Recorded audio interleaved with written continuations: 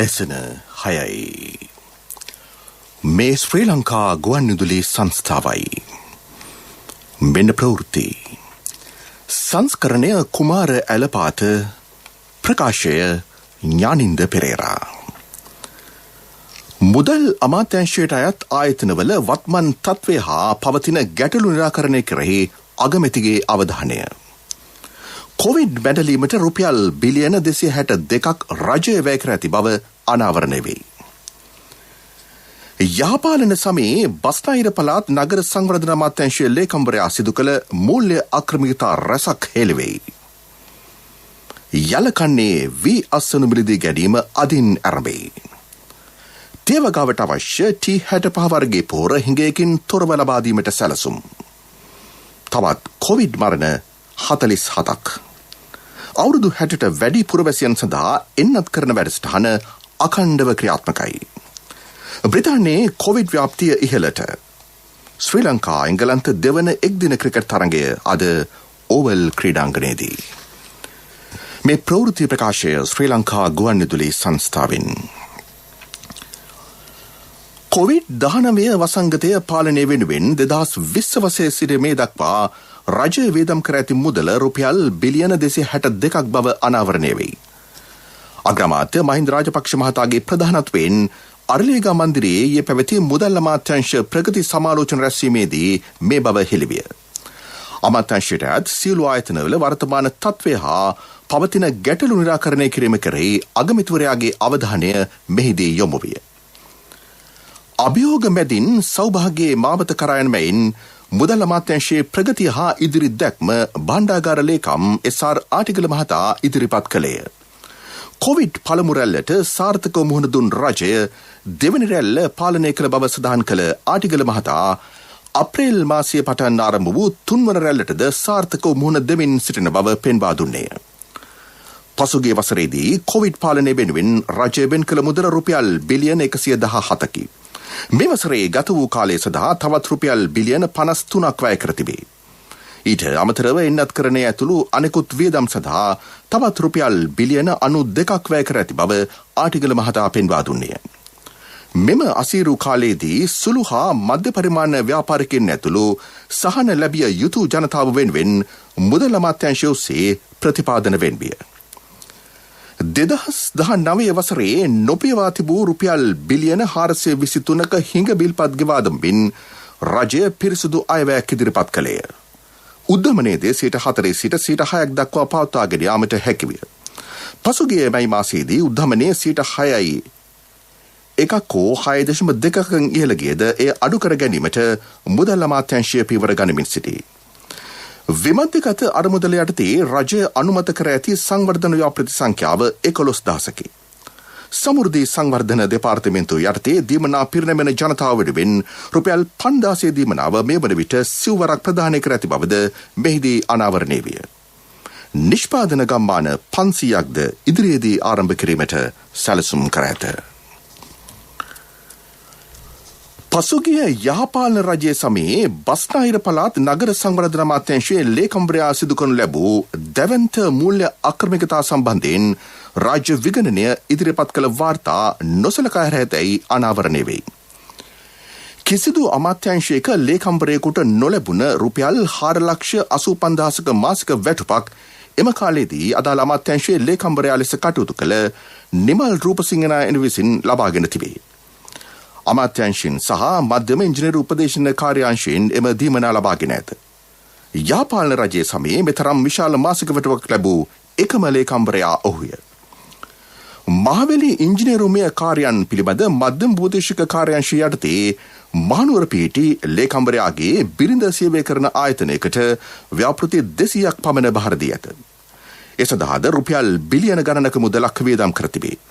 අමාත්‍යාංශ ලේකම්වරයෙකුට හිමි නොවන සාමාන්‍ය සේවකයෙකුට හිමි වෛද්‍ය දීමනා, නිවාඩු දීමනා ආදියද ලබාගෙන ඇත.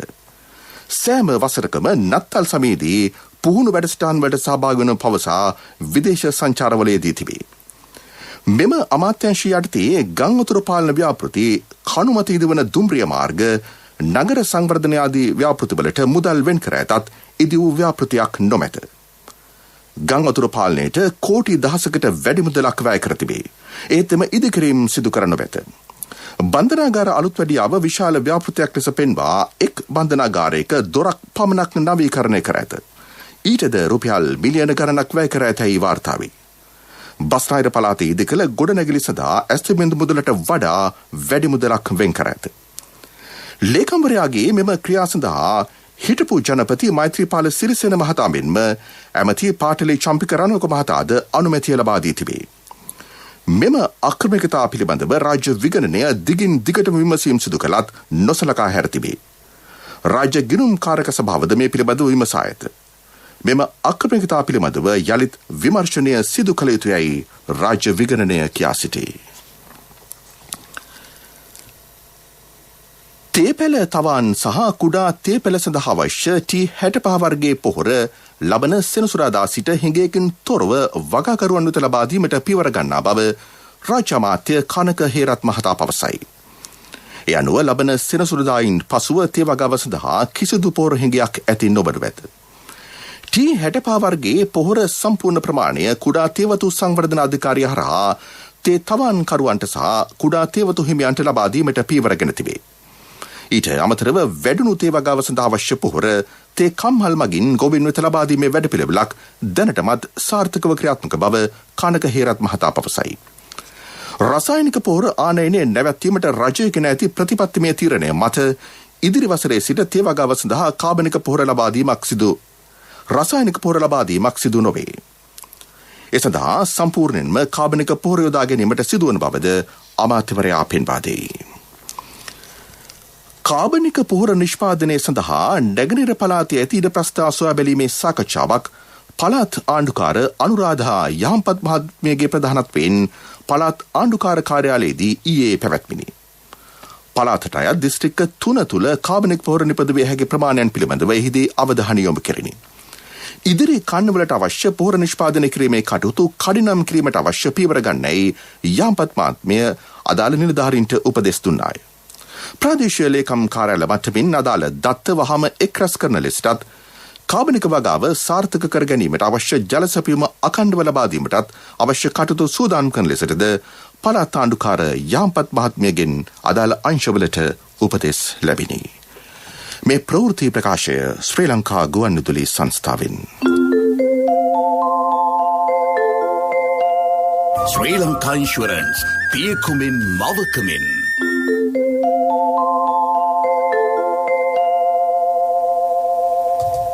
තවත් කොවිඩ් ආසාදිතයින් 1786 දෙනෙකු ඊයේ අලුතින් හඳුනාගත් බව රජයේ ප්‍රවෘත්ති දෙපාර්තමේන්තුව පවසයි. ඒ අනුව මෙරට සමස්ත කොවිඩ් ආසාදිත රෝගීන් සංඛ්‍යාව 2,58,405ක් දක්වා වැඩි වී තිබේ. මේ අතර කොවිඩ් ආසාදිත ප්‍රතිකාර ලැබූ රෝගීන් 2,481 දෙනෙකු සම්පූර්ණ සුවය ලබා රෝහල් සහ ප්‍රතිකාර මධ්‍යස්ථානවලින් ඊයේ පිටව ගොස් ඇත. ඒ අනුව සම්පූර්ණ සුවය ලැබූ මෙරට කොවිඩ් ආසාදිත රෝගීන්ගේ සංඛ්‍යාව 2,26,558ක් දක්වා ඉහළ ගියේ. තවත් කොවිඩ් ආසාදිත මරණ 47ක් සෞඛ්‍ය සේවා අධ්‍යක්ෂණලාරුවරයා විසින් ඊයේ පසුගිය 29 වෙනිදා තහවුරු කර ඇත. කාන්තාවෝ 31 දෙනෙක් සහ පිරිමි පුද්ගලයෝ 16 දෙනෙක් මෙම මරණ සංඛ්‍යාවට ඇතුළත් වෙති. අවුරුදු 30ට අඩු එක් මරණයක් වාර්තා වී ඇති අතර අවුරුදු 30ත් 59ත් අතර මරණ සංඛ්‍යාව 12කි. අවුරුදු 60ට වැඩි පුද්ගල මරණ සංඛ්‍යාව 34ක් බව රජයේ ප්‍රවෘත්ති දෙපාර්තමේන්තුව නිකුත් කර ඇති නිවේදනයේ දැක්වේ. මෙම මරණ 47ත් සමග මේ දක්වා මෙරටින් වාර්තා වී ඇති සමස්ත මරණ සංඛ්‍යාව 3077කි. මේ වන විට දිවයිනේ වයස අවුරුදු 60ට වැඩි පුද්ගලයින් සඳහා එන්නත් කරණය අඛණ්ඩව ක්‍රියාත්මකයි. ස්ථාන 300කට අධික සංඛ්‍යාවකදී මෙම එන්නත් ලබා දීම සිදුවේ.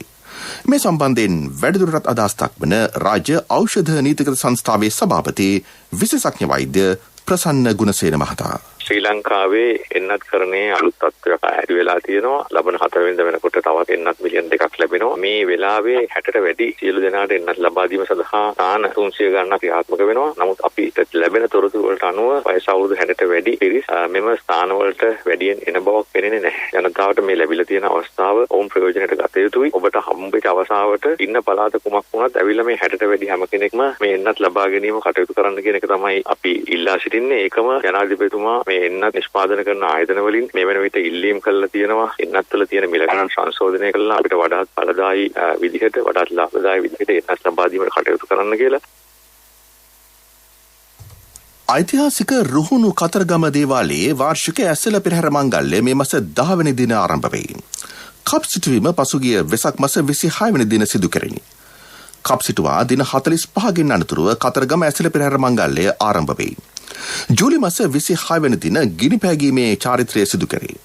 23 වෙනි දින අවසන් රන්දෝලි මහා පෙරහැර පැවැත්වෙන අතර 24 වෙනි දින උදෑසන මැණික්ගඟේ දිය කැපීමෙන් ඇසළ පෙරහැර මංගල්‍ය නිමාවට පත්වන බව කතරගම මහා දේවාලයේ බස්නායක නිලමේ ඩිෂාන් ගුණරත්න මහතා පවසයි. ප්‍රමුඛ පුවත මීළඟට. මෙරට ජීවිත රක්ෂණ ක්ෂේත්‍රයේ දැවැන්තම බෝනස් තීමනාව ශ්‍රී ලංකා ඉන්ෂුරන්ස් ග්‍රෑන්ඩ් බෝනස් රුපියල් මිලියන 8,600ක අසම සම ජීවිත රක්ෂණ බෝනස් තීමනාව මෙවරත් ශ්‍රී ලංකා ඉන්ෂුරන්ස් ජීවිත රක්ෂණ හිමියන්ට මෙම තීමනාව රක්ෂණ ක්ෂේත්‍රයේ දැවැන්තයා ශ්‍රී ලංකා ඉන්ෂුරන්ස් වෙතින්ම පමණයි. වැඩි විස්තර සඳහා අමතන්න 0112 357 357 ශ්‍රී ලංකා ඉන්ෂුරන්ස් පියකුමින් මවකමින්. ප්‍රමුඛ පුවත ඔබ වෙත ගෙනෙන්නේ සෑම ගෙදරකම සිටිය යුතු වෙද මහත්මයා සිද්ධාලේප. මෙවර යලකන්නේ වී මිලදී ගැනීමේ කටයුතු අදින් ආරම්භ වෙයි. වී මිලදී ගැනීම සඳහා රජය ලබා දී ඇති සහතික මිලයටතේ මිලදී ගැනීම සිදු කරේ. නාඩු වී කිලෝවක් රුපියල් 50කටත් සම්බා සහ කීරි සම්බා වී කිලෝවක් රුපියල් 52 බැගිනුත් මිලදී ගැනීමට අවශ්‍ය කටයුතු සූදානම් කර ඇති බව වියලි මණ්ඩලයේ උපසභාපති ප්‍රවීණ කෘෂි ආර්ථික විශේෂඥ දුමින්ද ප්‍රදර්ශන මහතා පවසයි. තෙතමනය සහිත වී සුළු හා මධ්‍ය පරිමාණ වී මෝල් හිමියන් හරහා මිලදී ගැනීමේ විධිමත් ක්‍රමවේදයක් මෙවර ආරම්භ කර ඇත. දිස්ත්‍රික්ක 19ක වී මිලදී ගැනීමේ කටයුතු ගබඩා මධ්‍යස්ථාන 326කදී සිදු කරේ. පළමු අදියර යටතේ වී මෙට්‍රික් ටොන් 50,000ක් පමණ ඉදිරි මාස 2 තුළ මිලදී ගැනීමට සැලසුම් කරේ. ඒ සඳහා රුපියල් බිලියන 3,000ක් පමණ වැනු ඇති බවට ගණන් බලා ඇතැයි දුමින්ද ප්‍රදර්ශන මහතා පවසයි.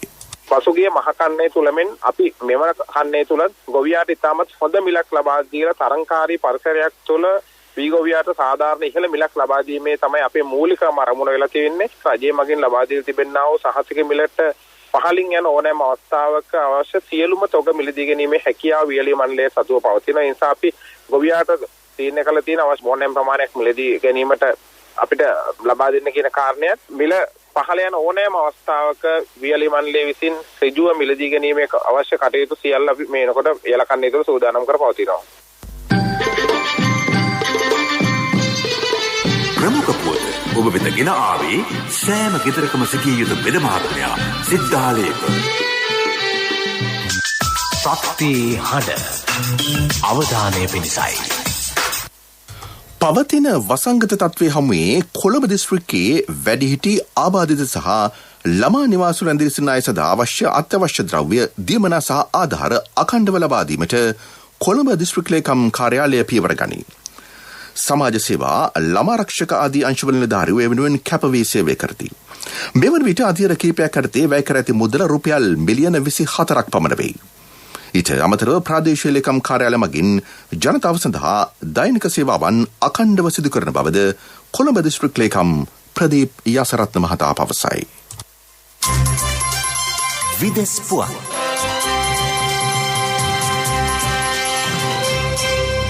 බ්‍රිතාන්‍යයේ කොවිඩ් ව්‍යාප්තිය වේගවත් වේ. ඊයේ දිනේ රටින් වාර්තා වූ කොවිඩ් ආසාදිතයින්ගේ සංඛ්‍යාව 26000ක් බවිය.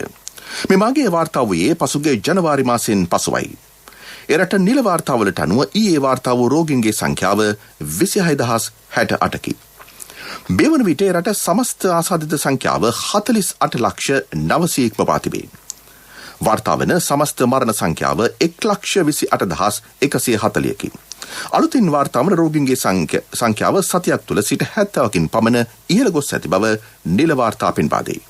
ඒත් රෝහල් ගතවන සහ මරණයට පත්වන සංඛ්‍යාව අඩු වී ඇත. මේ අතර උගන්ඩාවේ පුද්ගලයින් 800 දෙනෙකුට පමණ ව්‍යාජ කොවිඩ් එන්නත් ලබා දී ඇති බව එරට මාධ්‍ය වාර්තා කරයි. ඒ අතුරින් වැඩි දෙනෙකු කොවිඩ් දෙවන නිලයේදී මරණයට පත්ව ඇත. මෙම එන්නත් ලබා දීමට සම්බන්ධ සැකකරු මේ වන විට පලා ගොස් ඇති බව එරට සෞඛ්‍ය අංශය සඳහන් කරයි. ඉන්දියාවේ උෂ්ණත්වය අසාමාන්‍ය ලෙස ඉහළයයි. දිල්ලි ආශ්‍රිත කලාපයේ තත්ත්වය වඩාත් සංකීර්ණ බව එරට කාලගුණ විද්‍යාංශ නිවේදනය කරයි. මෙම කලාපයේ වැඩිම උෂ්ණත්වය ඊයේ දිල්ලියෙන් වාර්තා විය. ඒ යගේ සෙල්සියස් අංශක 43.5කි. ඒ සාමාන්‍ය අගයට වඩා අංශක 7ක වැඩිවීමක් වශයෙන් සැලකෙයි.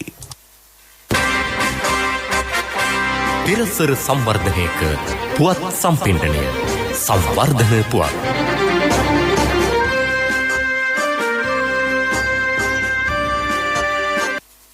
හොරෝපතාන ප්‍රාදේශීය ලේකම් කොට්ටාශයේ මැකිච්චා වහන්දියේ සිට කුළුමීමාකඩ දක්වා වන කිලෝමීටර් 8.7ක් පමණ වාර්ගය කාපට් අතුරා සංවර්ධනය කරේ.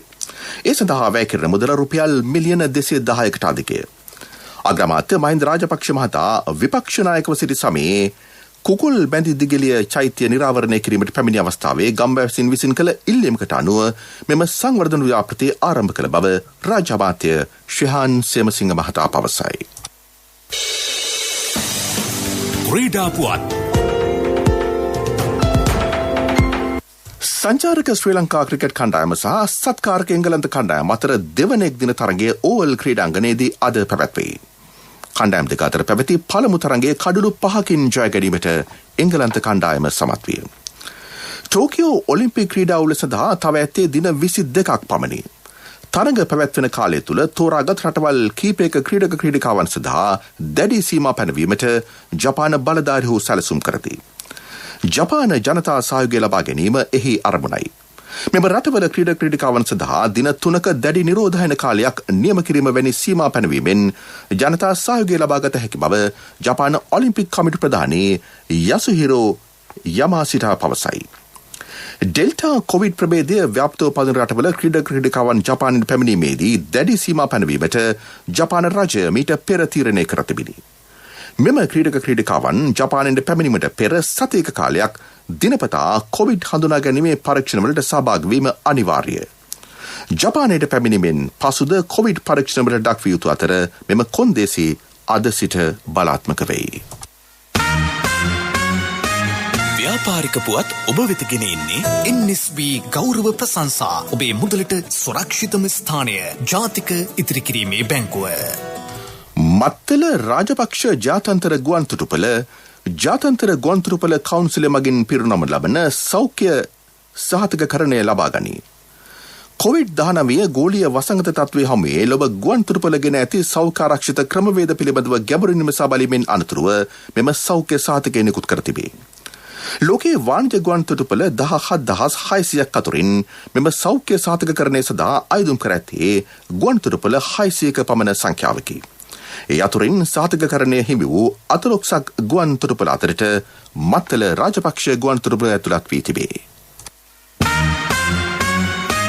ව්‍යාපාරික පුවත් ඔබ වෙත ගෙන ආවේ රට වෙනුවෙන් විශිෂ්ට සේවයක් සිදු කළ ජ්‍යෙෂ්ඨ පුරවැසියන් වූ ඔබට පිදෙන උත්තමාචාරයක් ලෙස ජාතික ඉතිරි කිරීමේ බැංකුව NSB ගෞරව ප්‍රශංසා හඳුන්වා දුන්නා. දැන් NSB ගෞරව ප්‍රශංසා සමගින් 6.75ක අවම පොලියක් යටතේ මිලියන 5ක් දක්වා ණය මුදලක් පැය 2කින් ලබා ගන්න. විශ්‍රාමික රාජ්‍ය සේවක ඔබට වයස අවුරුදු 75 දක්වා ගෙවීමේ පහසුකම්ද සහිතයි. ග්‍රිබ් වාර්තා අනවශ්‍යයි. NSB ගෞරව ප්‍රශංසා ඔබේ මුදලට සුරක්ෂිතම ස්ථානය ජාතික ඉතිරි කිරීමේ බැංකුව.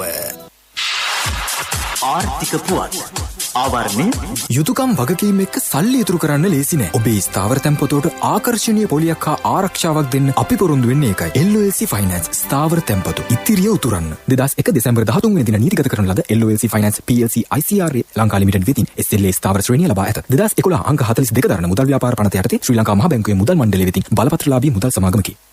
ලොව සංචාරක ක්ෂේත්‍රය 2023 වසරට පෙර යථා තත්ත්වයට පත් නොවනු වෙතයි වෙළඳා මහා සංවර්ධනය පිළිබඳ සංවිධානය සහ ජගත් සංචාරක සංවිධානය පිළිබඳ එක්සත් ජාතීන්ගේ වාර්තාව සඳහන් කරයි. 2019 වසරේ කොවිඩ් වසංගතයට පෙර මට්ටමට සාපේක්ෂව 2020 වසරේදී ලෝපුරා ජාත්‍යන්තර සංචාර 73කින් පහත වැටිනි. සංචාරක කර්මාන්තයට සහ එහා බැඳුණු අංශවලට මගින් සිදු වූ පාඩුව ඇමරිකානු ඩොලර් ට්‍රිලියන 2.4කි. සංචාරක ක්ෂේත්‍රයේ වර්ධනය සඳහා විශ්වසනීයත්වයෙන් යුතු ප්‍රධානතම සාධකයේ බවට එන්නත්කරණය පත්ව තිබේ. කුඩා දූපත් රාජ්‍යයන් සඳහා සංචාරක ක්ෂේත්‍රයේ යථා තත්ත්වයට පත්වීම අතිශයින් වැදගත් බවද එම වාර්තාව පෙන්වා දෙයි. ආර්ථික පුවත් ආවරණය අයියෝ ආද අප්පා මේ යන්නේ නෑනේ මේ ඔය වසන්තයි යන්නේ ඇයි මල්ලි මොකද හදිස්සිය නෑ ඉතින් සල්ලි තමයි හදිස්සිය ඇත්තද හැබැයි සල්ලි හදිස්සි වුණාට මල්ලි හදිස්සි වෙන්න එපා ඕනම LOLC ෆයිනෑන්ස් ශාඛාවක 3 wheeler එකේ පොත තියලා එවලේම සල්ලි ගන්න LOLC ෆයිනෑන්ස් වීල් පොතට කෑෂ් වීල් පොතට එවෙලෙම කෑෂ් අතට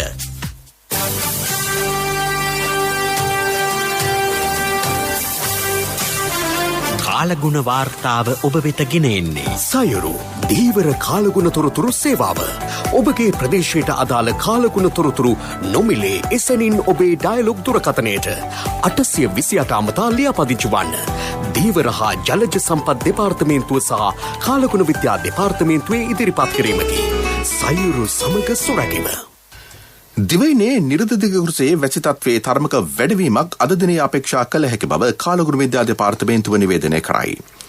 බස්නාහිර සබරගමුව වයඹ සහ දකුණු පළාත්වලත් මහනුවර සහ නුවරඑළිය දිස්ත්‍රික්කවලත් විටින් විට වැසි ඇතිවේ. ඇතැම් ස්ථානවලට මිලිමීටර් 75ක පමණ තරමක තද වැසිද ඇතිවිය හැකිය. ඌව සහ නැගෙනහිර පළාත්වලත් මුලතිව් දිස්ත්‍රික්කයේ ස්ථාන කිහිපයක සවස් කාලයේදී හෝ රාත්‍රී කාලයේදී වැසි හෝ ගිගුරුම් සහිත වැසි ඇතිවිය හැකි බව දෙපාර්තමේන්තුව පවසයි.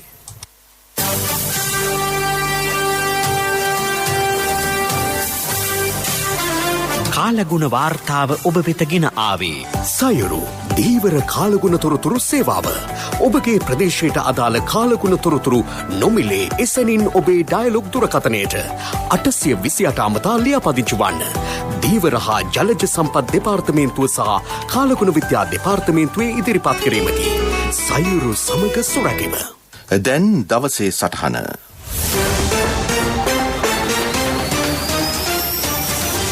කාබනික වගාව ප්‍රචලිත කිරීම සඳහා ගත් තීන්දුව අහම්බයක් නොවේ. සෞභාග්‍යයේ දැක්ම ප්‍රතිපත්ති ප්‍රකාශනයේ 39 වන පිටුවේ සටහන් වූ මේ යෝජනාව ශක්තිමත් ජනවරමකින් අනුමත වූවක් බව බොහෝ දෙනෙකුට අමතකයි. සිරිමාව බණ්ඩාරනායක මැතිණිය වගා සංග්‍රාමය ආරම්භ කළත් ඇයට සාහසික ප්‍රහාර එල්ල කළේ අපූර්වට ගොඩනැගෙන තිබුණු රටක් අහිමි කරමින්. ජනාධිපතිතුමාගේ මේ පියවරටත් එල්ලවන ප්‍රහාර අසීමිතයි. නමුත් කිසිවිටකත් මේ දේශප්‍රේමී තීරණය හකුලා නොගන්නා බව දැන් පැහැදිලි. ජනහද නැගෙන රිත්මය දැන් එය හඳුනාගත යුතුයි. මේ දිනවල පෞද්ගලික මාධ්‍ය නාලිකාව කාබනික පොහොරවලට දැඩි ප්‍රහාරයක් එල්ල කරනවා. වැඩිපුරම කියන්නේ ගොවින් මේකට අකමැති බව, ගොවින්ට පොහොර නොමැති බව. අපි හෙව්වා ඇත්ත කතාව. ඇත්තටම රසායනික පොහොර සමාගමක නාලිකා. ඉතින් එහෙම නොකර වෙන මොනව කරන්නද? රට බිල්ලට දෙන මේ මාෆියාව පරාජය කරන්නේ කෙසේද?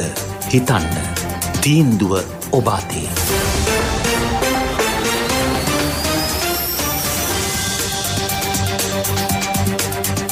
උදැසන ප්‍රධාන ප්‍රවෘත්ති ප්‍රකාශයේ සිරස්තල දැන්වෙන්න යළිත්. මුදල් අමාත්‍යංශයට අයත් ආයතනවල වත්මන් තත්ත්වය හා පවතින ගැටලු නිරාකරණය කෙරෙහි අගමැතිගේ අවධානය. කොවිඩ් මැඩලීමට රුපියල් බිලියන 262ක් රජය වැය කර ඇති බව අනාවරණය වෙයි. යහපාලන සමයේ බස්නාහිර පළාත් නගර සංවර්ධන අමාත්‍යාංශයේ ලේකම්වරයා සිදු කළ මූල්‍ය ආක්‍රමණිකතා රැසක් හෙළිවෙයි. යලකන්නේ වී අස්සනු මිලදී ගැනීම අදින් ආරම්භයි.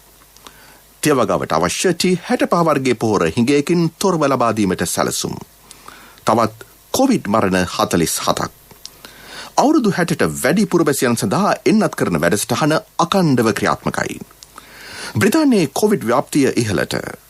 ශ්‍රී ලංකා එංගලන්ත දෙවන එක්දින ක්‍රිකට් තරගයේ අද ඕවල් ක්‍රීඩාංගණයේදී. උදැසන ප්‍රධාන ප්‍රවෘත්ති ඉන් සමාප්තයි. අපගේ මෙම ප්‍රවෘත්ති ප්‍රකාශයට www.slbc.lk වෙබ් අඩවිය ඔස්සේද ඔබට සවන් දිය හැකි. ජාතික ගුවන්විදුලියේ මීළඟ ප්‍රධාන ප්‍රවෘත්ති ප්‍රකාශය දහවල් 12:45ට.